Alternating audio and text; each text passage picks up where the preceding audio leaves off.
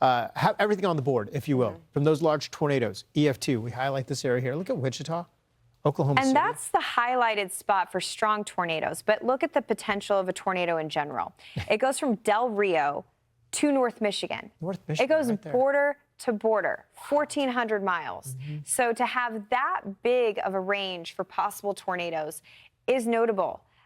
The storm itself, it's getting a drop kick in from the west coast, so to speak. That's why tomorrow's a bigger deal.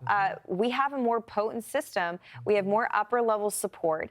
The ingredients are a bigger deal tomorrow. It's going to be interesting to see what happens tomorrow morning. And I will say, tomorrow, I know it's a Saturday morning, but wake up and check in with us because this is the outlook tomorrow from the SPC.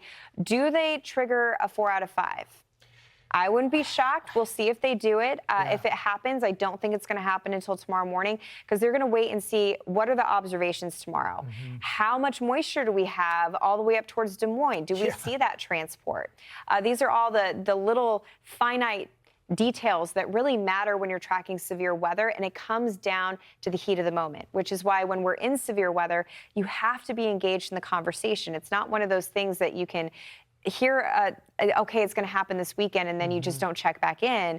If you're in these areas, if you live in Des Moines, if you live in Iowa, you really want to make sure that you're checking in tomorrow morning to see where we're sitting. And I would say that for Oklahoma as well and North Texas, because these are areas that have multi-day alerts. And so it's easy to get complacent and kind of be over it, but the weather isn't over you. Not at all. And when you think about that, Britta, you talk about that drop kick coming in and out of the Colorado Rockies. That's the same story. Right now, that's still off the West Coast. Exactly. Yes.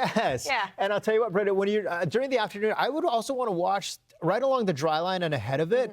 So once we get through the morning hours, through the afternoon, even along the warm front there, we may have just enough lift. We have multiple triggering points. Exactly. That look very different. Very different. What we're going to see along the warm front, very different than the supercells that can trigger on a dry line. So we're fully staffed. We got your back all weekend long. So, you know, just make sure that you're staying with us.